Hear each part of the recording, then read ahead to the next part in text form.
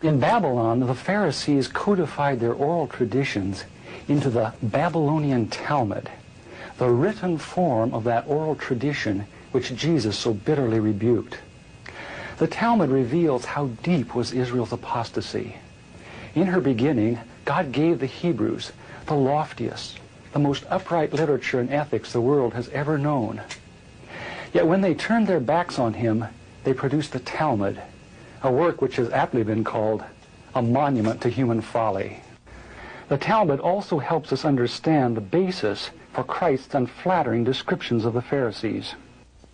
Jesus described the Pharisees as hypocrites, children of hell, blind guides, whited sepulchres, full of dead men's bones. He even described the Pharisees as children of their father the devil, a murderer from the beginning. The Talmud confirms Christ's words.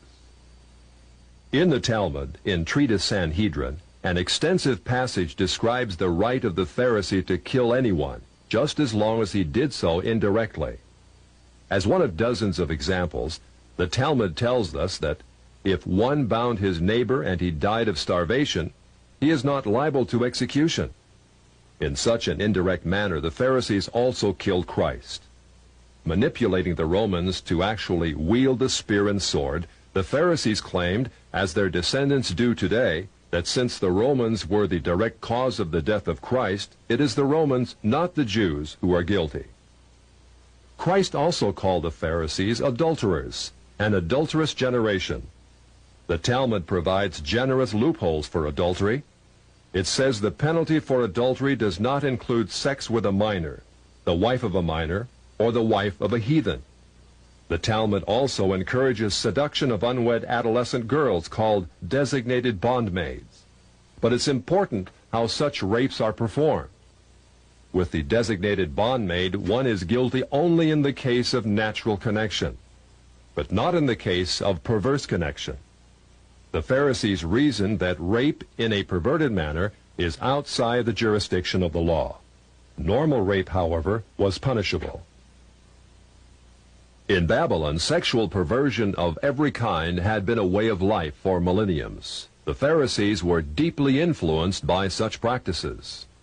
In 3 of the major treatises of the Talmud are found extensive passages which give legal endorsement to seduce and marry 3-year-old baby girls. In fact, many of the greatest rabbis of the Talmud, including Simeon ben Yochai, upheld this privilege. Today in Israel, thousands of Jews go to Meron every year to venerate the memory of Simeon ben Yochai, one of the most respected rabbis in the history of Judaism. In one of dozens of endorsements of child sex, Simeon ben Yochai said, "A proselyte under the age of 3 years and a day is permitted to marry a priest." Agreeing with ben Yochai, the great rabbah said, "When a grown-up man has intercourse with a little girl, it is nothing, for when the girl is less than this 3 years and a day, it is as if one put the finger into the eye." The footnote to this passage says, "As tears come to the eye again and again, so does virginity come back to the little girl under 3 years." The same section confirms that sexual activity with small boys is in the same category. The intercourse of a small boy is not regarded as a sexual act. In addition to adulterers, Christ, in the story of the Good Samaritan, portrayed the Pharisees as racial bigots, too self-righteous to respond to the suffering of one who was not a Jew. It is true, because of the wickedness of the Canaanites, which included sodomy and infant sacrifice, Israel had been commanded by God to be harsh in her treatment of the inhabitants of the land. God made it clear that the Canaanites were not simply to be avoided, but destroyed. By the time of the New Testament, this method of preserving God's kingdom by separation and the sword had become obsolete. God no longer made a racial difference between men. But the Pharisees were unfazed by God's new agenda. The Talmud was finally written down nearly 5 centuries after Christ, yet its critical, even homicidal attitudes toward Gentiles might have been lifted out of the book of Joshua. However, the quickest way to grasp the Talmudic view of Gentiles is not directly from the Talmud, but from the Jewish encyclopedias. If we quote an isolated opinion from the Talmud, A rabbi may quickly object, saying, "But that is not the overall opinion of the Talmud. That is not the definitive view." What the Jewish Encyclopedia provides us is a definitive overview of perhaps hundreds of rabbinic statements on any subject, giving us accurate summaries of what the Talmud generally teaches. In its article on Gentiles, the Jewish Encyclopedia begins to define what makes a Jew so different from a Gentile. According to the rabbis, only Israelites are men. Gentiles they classed not as men, but as barbarians. Since Gentiles are not men in the fullest sense, so the Gentile is not a neighbor of a Jew. Further, since Gentile laws were too crude to admit of reciprocity, meaning too crude to be taken seriously, the Gentile was forever beneath the Jew. Gentiles were outlawed by God from the beginning, and thus had no property rights. The Almighty offered the Torah to the Gentile nations also, but since they refused to accept it, he withdrew his shining legal protection from them and transferred their property rights to Israel, who observed his law. Since the Talmud outlawed the child, or issue of a Gentile, as that of a beast, a Gentile had as little legal rights in a Jewish court as did an animal. The Talmud states that if a Gentile sue an Israelite, the verdict is for the defendant, the Israelite. Conversely, if the Israelite is the plaintiff, he obtains full damages. Because the Talmud conspires against Gentiles, if a Jew was ever caught telling a Gentile what the Talmud really says, such a person deserves death. So vile was the nature of a Gentile that the great Simeon ben Yohai said, "The best among the Gentiles deserves to be killed. The best of snakes ought to have its head crushed." Jews, however, are exalted beings in the Talmud, worthy of praise. Christ described the Pharisee who blessed himself, saying, "I thank thee, Lord, that I am not as other men." An eminent Talmudic rabbi says the same. "Blessed be thou, who hast not made me a Goy, or Gentile." There is a special antagonism between the Talmud and Jesus. The Talmud attacks him everywhere it can, even his mother. Mary, the Talmud says, was a whore who mated with carpenters. She who was the descendant of princes and governors played the harlot with carpenters. It naturally followed that the scribes declared Christ to be a bastard. In its article on Jesus, the Jewish Encyclopedia says that Jewish writings defame Christ. It is the tendency of all these sources to belittle the person of Jesus by ascribing to him illegitimate birth, magic, and a shameful death. Jesus, according to this article, was considered one of the three worst enemies of Judaism who came to an ignoble end.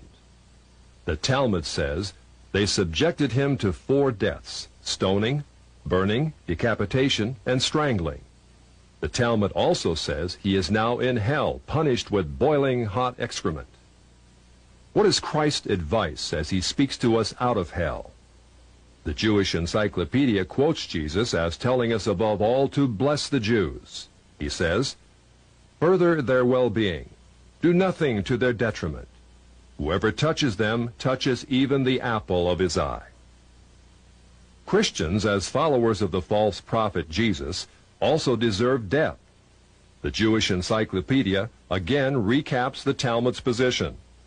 A Gentile observing the Sabbath deserves death. It says the Talmud's hatred was probably directed against the Christian Jews. These Judeo-Christians, evasively called min, minute, or minim, were considered by the rabbis to be the most dangerous form of heretics of ancient times. The New Testament Gospels were writings which the rabbis considered more dangerous to the unity of Judaism than those of the pagans. A Talmudic rabbi said, "The writings of Christians deserve to be burned, for paganism is less dangerous than minute or Christianity." The Jewish Encyclopedia, in its article on min, continues to illustrate the Talmudic hatred of Christianity. Again, we must remember, minim usually indicates the Judeo-Christians. It was forbidden to partake of meat, bread, or wine with the Christian. Scrolls of the law, Tefillin, and mezuzot written by a Christian were burned. An animal slaughtered by a Christian was forbidden food. The relatives of the Christian were not permitted to observe the laws of mourning after his death, but were required to assume festive garments and rejoice. The testimony of a Christian was not admitted in evidence in Jewish courts, and an Israelite who found anything belonging to one who was a Christian was forbidden to return it to him. The Pharisees, through their Talmud, thus gave the Jews an ethic which encouraged bigotry and isolation. But it did worse than that. It invited persecution. By the 11th century, the inhabitants of Babylon, growing weary of the self-righteousness and dishonesty of the Jews, expelled them to the west. Migrating across North Africa and Central Europe, the great majority of Jews who had lived in Babylon for almost 1,600 years now began to find their destinies in the cities of the West. Yet in coming to the West, found their Christian neighbors extremely intolerant of the antisocial deviations Jews had taken for granted in Babylon. In order to survive, it was necessary to abandon such Babylonian traditions. But that was not as easy as it sounds. For 1,000 years, the Pharisees had commanded such deviations. Most Jews could not bring themselves to defy the authority of the Pharisees. Enter one of the giants of Judaism of all time, the great Maimonides. Maimonides, a physician and philosopher, knew that no Jew who practiced Babylonian perversions could remain alive in Christian lands. He attempted to harmonize Greek philosophy with the best points of Judaism. He hoped his rationalizations would enable Jews to abandon their antisocial customs. Yet Maimonides was only partly successful. He was excommunicated by the Jewish community on the charge of making new laws. Nevertheless, his moderation and intellect did in fact temper the old Judaism of Babylon. Gradually over the centuries, Jews abandoned immoral practices of the Talmud. Such practices are not observed today. In fact, most Jews are so ignorant of the Talmud itself that they do not even know that such teachings exist within their sacred literature.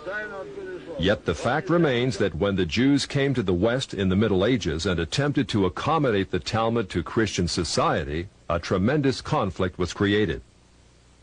In Babylon, Judaism could be perfectly consistent with the teachings of the Pharisees because the Babylonians were immoral as well.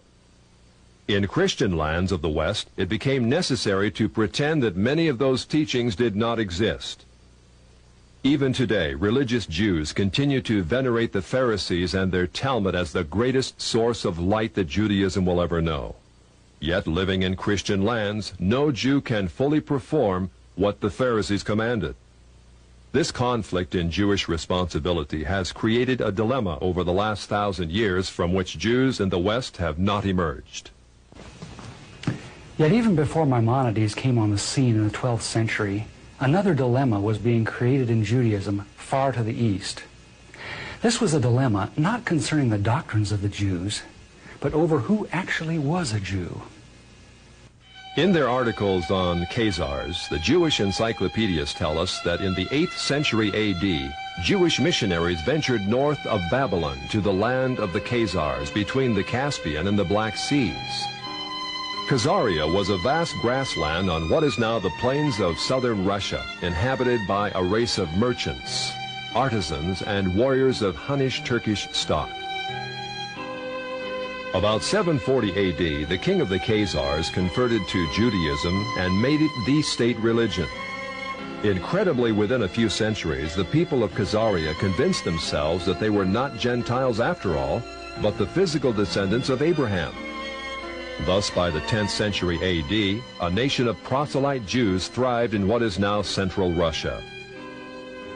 During the Middle Ages, the fierce Mongols from the east and Russians from the north drove the Khazars west out of their ancient homeland. Most settled in Eastern Europe, especially Poland, where they established communities of artisans and traders. Judaism thus became divided into two basic groups which remain today: the Ashkenazim, which are the Khazars of the East, and the Sephardic Oriental, which are Jews of Spain, Turkey, and lands bordering on the Mediterranean. Today, the Ashkenazim, or Khazars, are the vast majority, about 80% of those who call themselves Jews. The two most recent premiers of Israel illustrate these two racial types. Shimon Peres is a Sephardic Jew from authentic Jewish stock. Yitzhak Shamir, like Menachem Begin, is Ashkenazim or Khazar in origin. In Poland, these ancestors of most modern Jews thrived. In fact, they actually became more zealous Jews than their theological cousins to the west, the Sephardim. The Khazars were fascinated with that mystical aspect of Judaism called Kabbalah.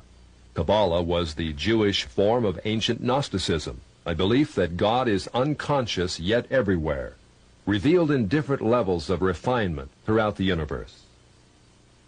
Of course, Judaism was always unique among ancient religions in its belief in a single conscious God, a God not only capable of creating the worlds, but of punishing evil and rewarding good. Like Eastern religions, however, the Polish Kabbalists believe that God in his purest form is utterly remote, unknowable, without opinions about right and wrong. Instead, his being filtered down through many gradations, or sephirot, until it reached Israel. Israel, according to the Kabbalah, was the visible, rational emanation of God in this world. Below Israel was confusion and darkness, represented by demons and the chaotic world of the Gentiles.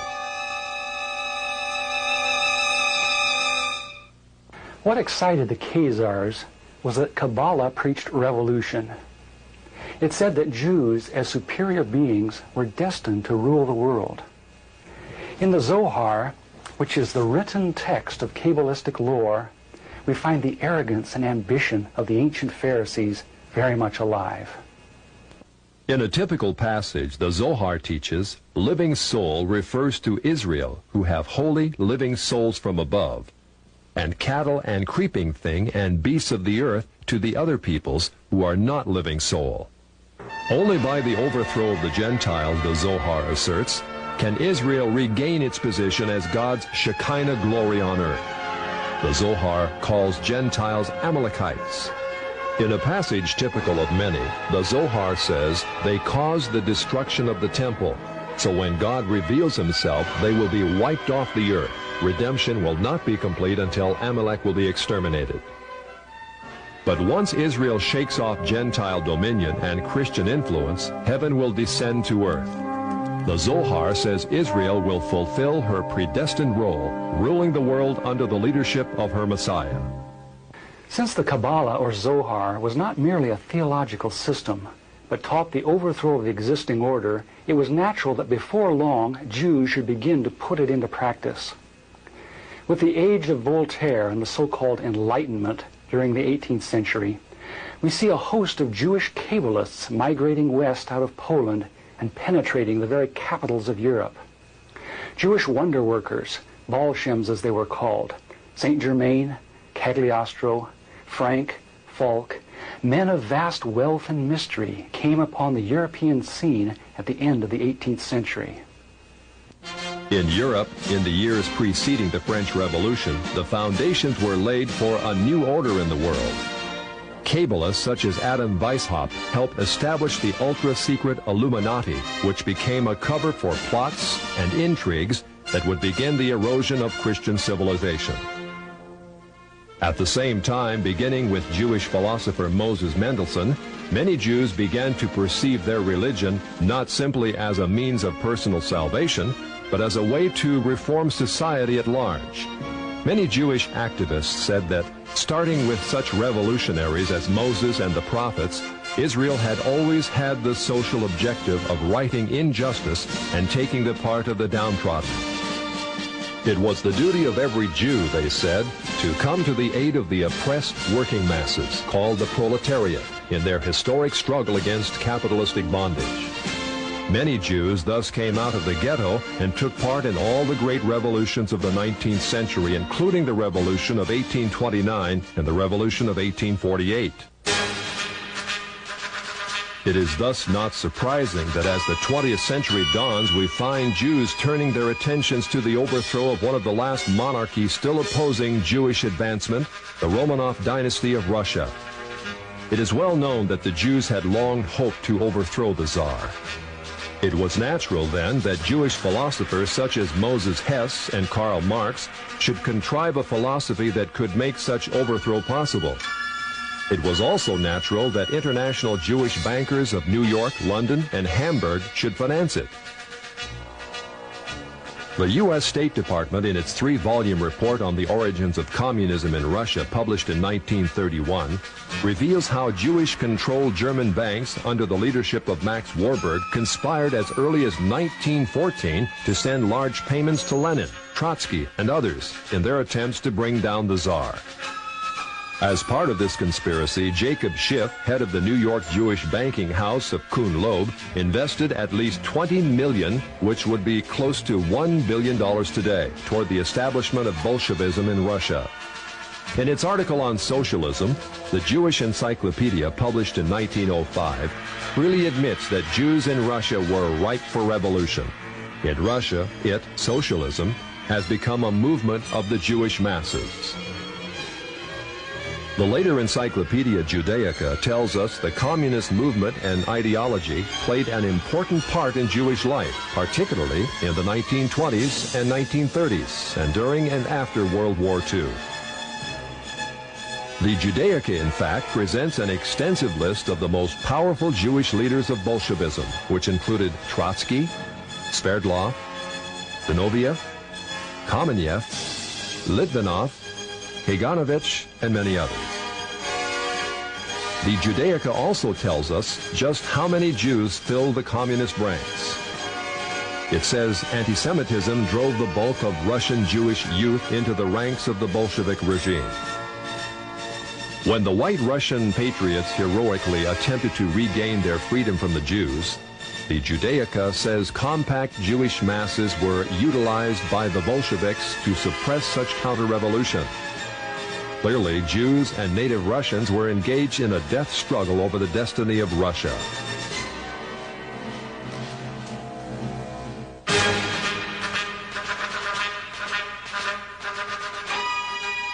Unfortunately, the Jewish masses won. A rare photo shows the First People's Commissariat. From left to right are Uritsky, Trotsky, Zinoviev, Sverdlov, and Kaganovich, all Jewish. In 1918, intelligence services of the Western powers were buzzing with reports that communism was an international conspiracy fomented by atheistic Jews. British, Dutch, American, and other intelligence reports confirmed that Jews filled the Bolshevik ranks and that as much as 75% of all Soviet commissars were Jewish. In the Illustrated Sunday Herald of February 8, 1920, Sir Winston Churchill commented on what had almost become public knowledge. There is no need to exaggerate the part played in the creation of Bolshevism by these international and for the most part atheistical Jews. It is certainly a very great one. In the decades following the revolution, the question became, how much influence do the Jews still exert on the Soviet experiment? Although many of the Jewish kingpins in Bolshevism perished in Stalinist purges in the late 30s, none other than Nikita Khrushchev gives us an eye-opening view of just how many Jews were still in the Soviet government.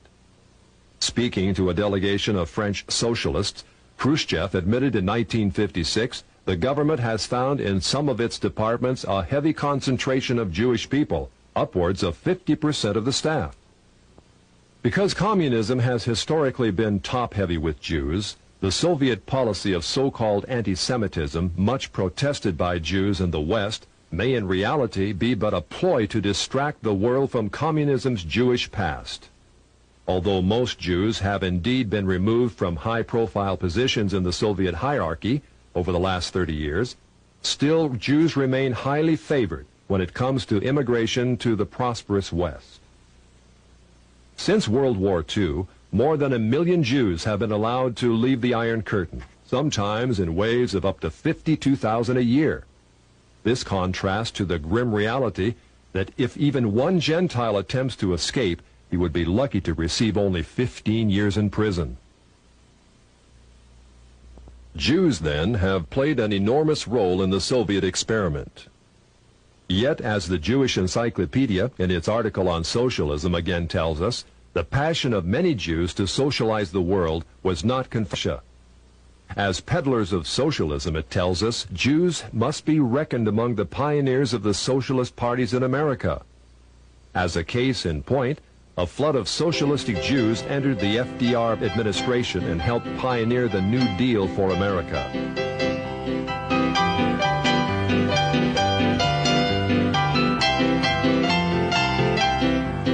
The Encyclopedia Judaica says Roosevelt's liberal policies endeared him to the Jewish community, which shared with him an overriding commitment to the welfare state. It is very significant that in letting left-wing Jews into his administration, FDR set in motion a conspiracy that was soon to have the gravest repercussions.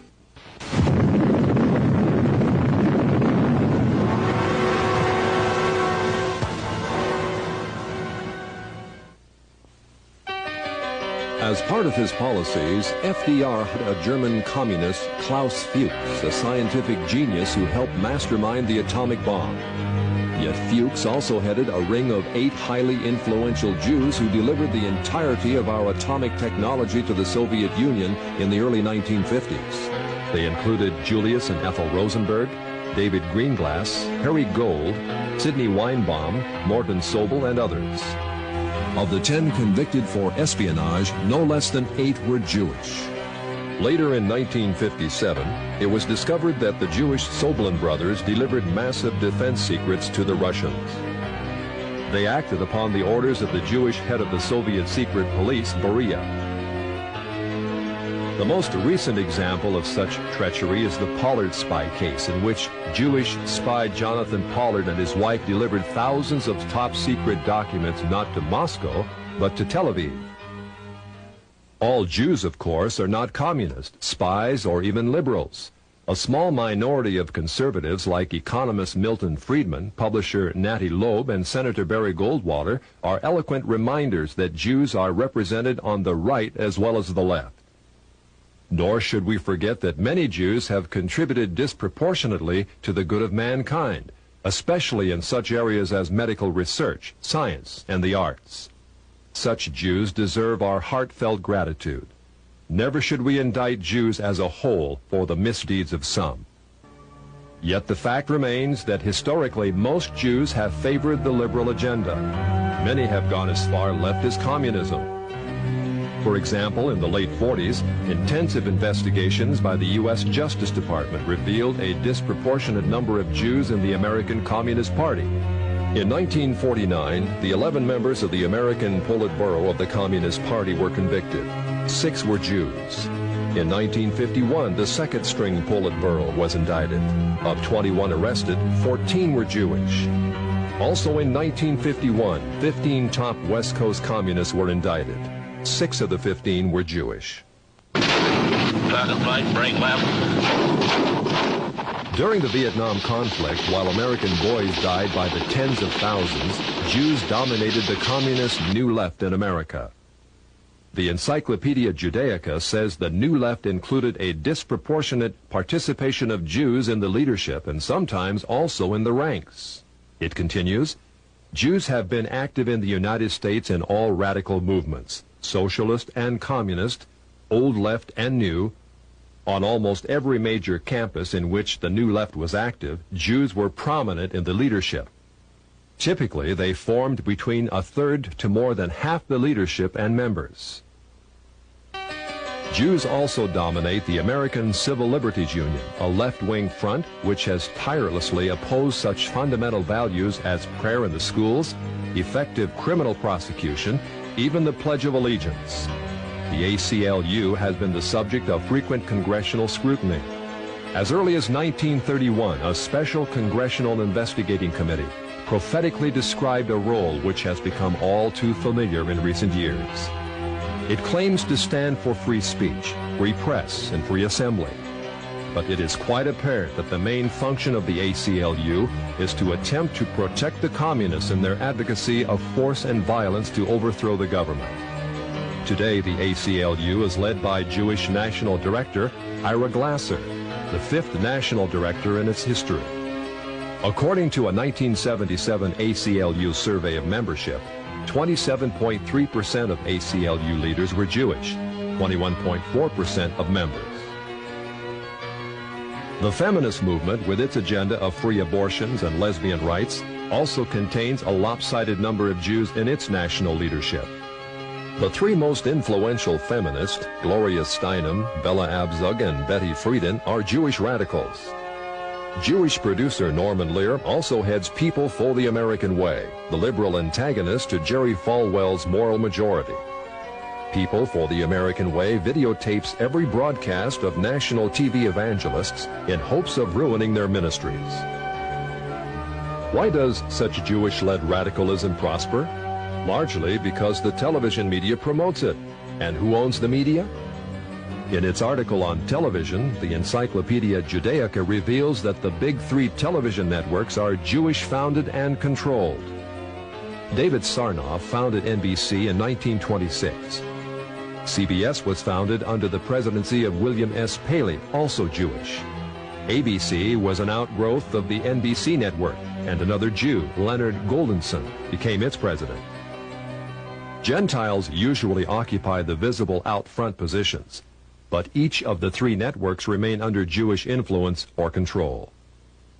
According to the famous Lichter-Rothman poll of 104 top-level media executives, published in Public Opinion magazine, Jews also dominate the lower levels of network broadcasting.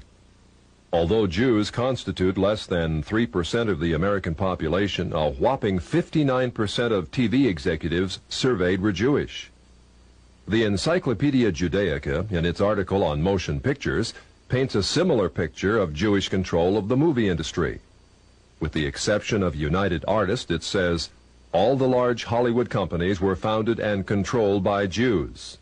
The largest of all entertainment monopolies, MCA, called the Octopus because of its domination of the entertainment industry, was likewise founded and controlled by Jews, such as Jules Stein, Lou Wasserman, and Taft Schreiber.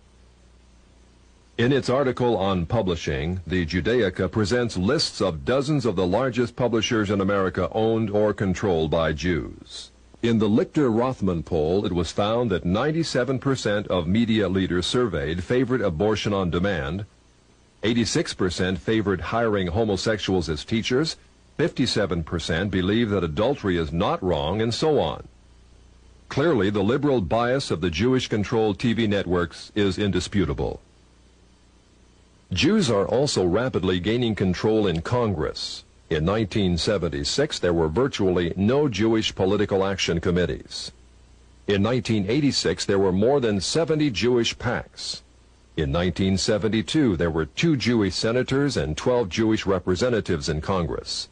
In 1986, there were 8 Jewish senators and 30 Jewish representatives. In 1986, more than 50% of the budget of the Democratic Party was paid for by Jews, with Jews paying 25% of the Republican budget. As our study in the synagogue library reveals, there does exist a tendency toward Jewish domination of our society. Where is all this headed? The Right Honorable Winston Churchill wrote, "It may well be that this same astounding race may at the present time be in the actual process of producing another system of morals and philosophy as malevolent as Christianity was benevolent, which, if not arrested, would shatter irretrievably all that Christianity had rendered possible. It would almost seem as if the gospel of Christ and the gospel of Antichrist were destined to originate among the same people." Can it be that such pervasive Jewish control which we are seeing today is but the harbinger of even greater Jewish control to come? In the book of Revelation, a great harlot is described ruling the world, riding on a horned and headed beast. Throughout the Old Testament, Israel was described as a harlot, the mother of spiritual whoredom among the nations. Is the harlot of Revelation actually Israel riding upon her false Messiah, the Antichrist? Today, many believe Israel is on the road to the fulfillment of the prophecies of Isaiah. A great Jewish temple is being planned. A priestly class called the Kohanim is being readied. Ritual sacrifices are being studied. Truly, prophecy is being fulfilled in an amazing way, yet not in the happy way that most of us would like to believe. In Israel today, effective Christianity is outlawed. If a Christian were to walk through any town in Israel passing out New Testaments, he could be sentenced to prison for 5 years. Israel is not moving toward Christ. She is moving toward her false Messiah, Antichrist. In Antichrist, Israel hopes to find all the worldly power and glory which Jesus denied her, but she will not find it. As the Bible teaches, the great harlot Israel will be thrown from the back of the beast. The beast, with his 10 Confederate military leaders, will gore and burn her with fire. This is what the Bible calls the Great Tribulation, or time of Jacob's trouble, a time when Israel, who thought she could rule the world, will experience unprecedented agony and judgment for her sins. Since the Bible tells us that Israel is on the road to judgment by God, what should be our attitude toward her? St. Paul tells us that Jews are indeed enemies of the gospel, yet enemies who are beloved for the sake of a remnant which shall one day be revealed. Israel is like the prodigal son, inheritor of a glorious destiny. But she is also rebellious. Like the prodigal son, she must be humbled, not by us, but by God. Someday, out of the great tribulation, a remnant of Jews will look upon him whom their fathers pierced and will plead for his forgiveness. The dry bones of Jewish unbelief will be resurrected. Jewish branches will be grafted back into the vine, which is Christ, Israel's true Messiah. Israel will become as much of a blessing as she was once a curse unto the nations. But there have always existed those who cannot see the big picture, who cannot wait for God to finish his controversy with Israel on his terms. Throughout history, movements have erupted which have attempted to solve the so-called Jewish problem in the most direct way.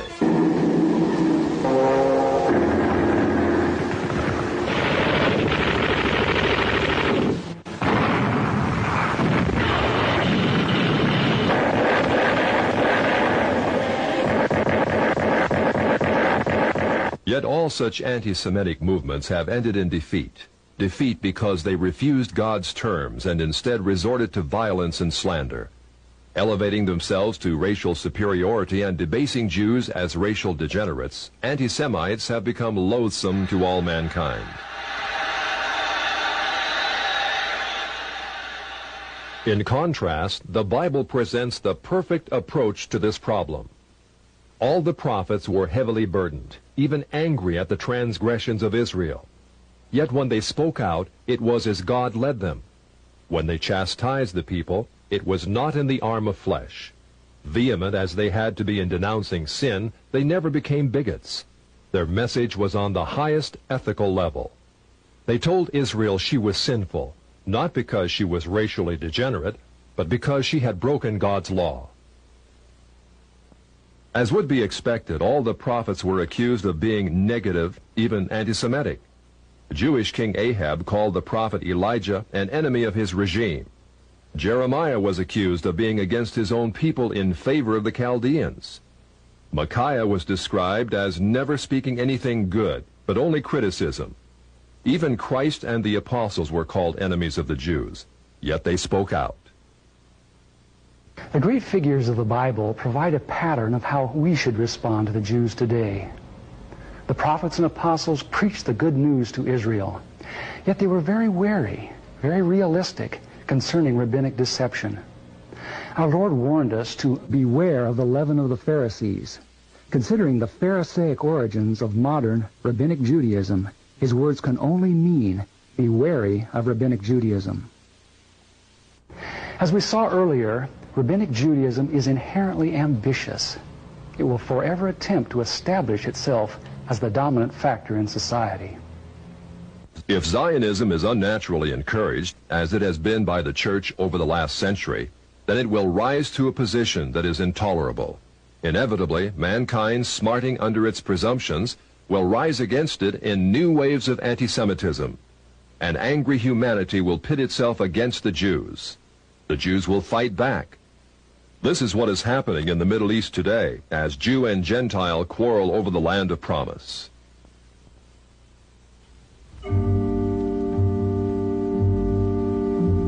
Who owns this land? In her beginning, God promised that through the physical people of Israel, a spiritual blessing, Jesus Christ, would be given to the world. Just as a physical people was necessary, so also was a physical land. Throughout the Old Testament, God repeatedly tells the Hebrews that the land of Palestine is promised to them and their seed forever. Yet in order to occupy this land, Israel must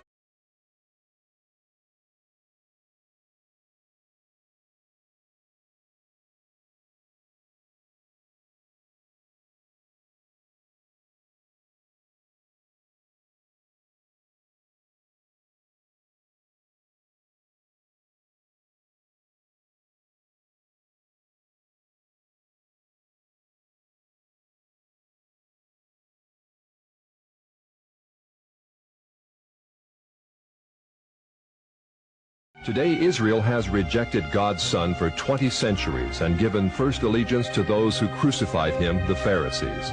Yet we are told that God is delighted that they dwell in the land. Does obedience no longer matter?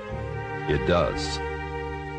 Someday, as in the days of Joshua and Nehemiah, Israel will give God the obedience he demands. They will return to this land in blessing. But until that time, as long as Israel continues to force her unbiblical occupation on the Arabs, this region will only know strife. The Arab world will continue to try to expel the Jews. The Jews will strike back and forth, generation after generation. The discord will be unending. This land will continue to bleed. It is the duty of every Christian to support the humanitarian needs of Jews, to preach the gospel to them. But it is not our duty to assure them that a land of promise may be occupied without obedience. Neither is it our duty to fight a war in the Middle East in defense of Israel's unbiblical claim. It is time we return to God's law, a law as old as this land, as old as the God who gave it to the Jews. If we ignore God's requirement of obedience, we only postpone that glorious day when Israel will become what she was meant to be, a place of rest and healing to the nations. If America is to continue to possess her land of blessing, she also must return to the God of her fathers. It is true, the Bible prophesies that Jewish international control, or Babylon the Great, will gradually come to dominate the world. Yet the Bible also promises that if a nation turns to him in repentance, he will postpone the judgment he himself has predicted. God is already showing us how he can slow down the Zionist timetable. In 1982, Israel invaded Lebanon, ostensibly to destroy the PLO threat from the north.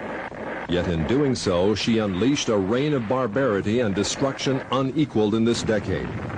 Not only did Israel bomb Beirut to rubble, killing thousands of civilians, but she actually encouraged the infamous Shatila massacre by providing aerial lighting for the three-day slaughter of hundreds of innocent victims. Despite the bad publicity surrounding such atrocities, Israel was confident that her massive firepower and support from America would make Lebanon her conquered colony to the north. Yet God judged Israel. Like Pharaoh in the Red Sea, he caused Israel to flounder. Today, Israel is a nation in turmoil, divided, unable to regain the respect of the world. Although Jewish power continues to increase ominously in the United States, the fact means that God is able to slow it down, but only if we as a nation turn again to our Creator. We must repent of the national sins which have weakened our moral fiber and allowed the forces of Satan to dominate us. In a moment, we'll explain how you may educate others concerning this threat. Yet education in itself is not enough to hold back a demonically empowered conspiracy. We have to have God's power, a power which only comes through total consecration to Him. The communist movement demands that every true Marxist be willing to give up everything, even his own life, for the cause. If we are to have power against the Antichrist, we must do as much. We must give our lives totally to Christ, willing to do anything, give up anything he might ask. Only by such a death to inner hidden rebellion can we really have power in the spiritual realm. Only by such sanctification can we know what it is to walk with God as true Christian soldiers, capable of action, but also of hearing the Holy Spirit's voice of love and restraint. The first step toward holding back Zionist expansion is thus national revival, a transformation of hearts that begins in each one of us and then spreads across this broad land. But just as importantly, the church in America must turn from its unconditional support of Israel.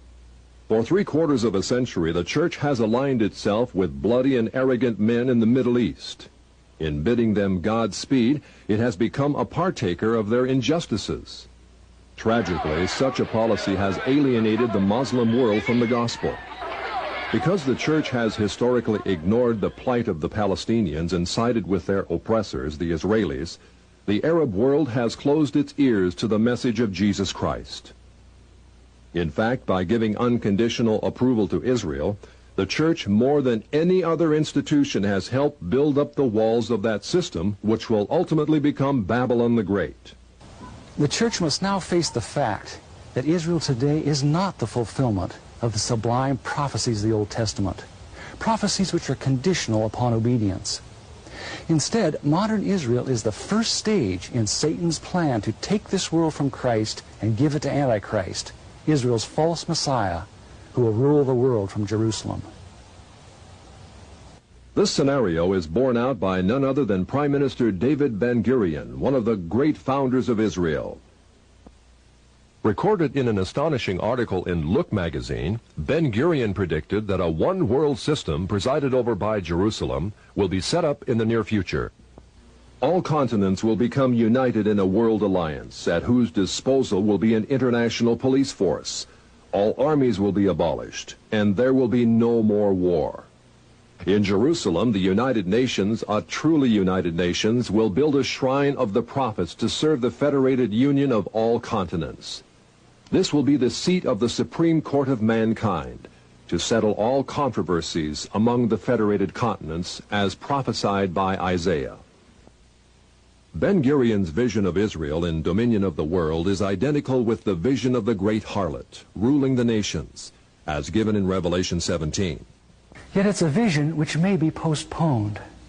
If enough of God's people rededicate themselves to Him and turn from support of a system which seeks their ruin, then Zionist world control can be turned back, at least within our time.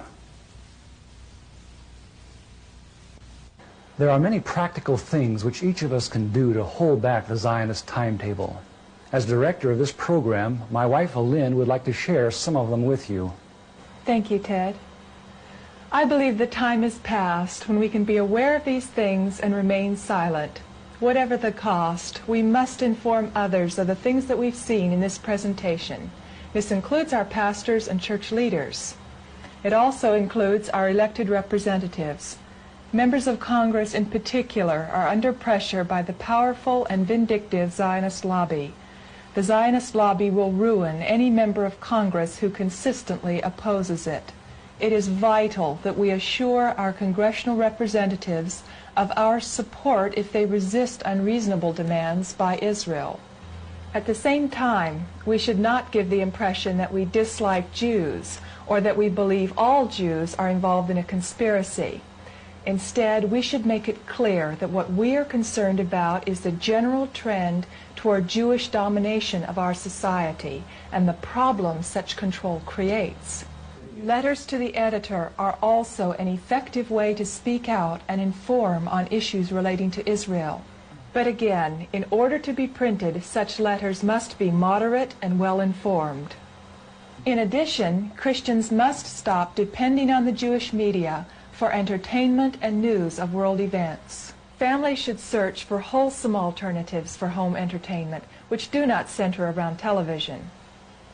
In place of Jewish news-gathering sources, a number of newspapers and newsletters are available, which bring to light many facts suppressed by the Jewish press. To help you inform others, the National Prayer Network has provided some of the most effective tools available today. The first is the video you have just seen. When shown to Bible studies, churches, and civic groups, This documentary has an unmatched record for educating your friends and neighbors. In addition, the National Prayer Network provides 3/4-inch video cassettes of the Other Israel video for airing on cable TV stations nationwide. Every major city in America contains at least one cable access station which plays video productions the public supplies. You can take them a 3/4-inch copy of the Other Israel. If it suits their schedule, they will play it before thousands of viewers. Through ads in newspapers, church bulletins, and other means, you can publicize your own showing of the Other Israel. Also highly effective is Ted's fascinating book, Israel, Our Duty, Our Dilemma. Condensing 15 years' research in Jewish sources, this 340-page volume provides easy-to-read yet exhaustive documentation on every subject covered in this video, plus hundreds of pages of related information.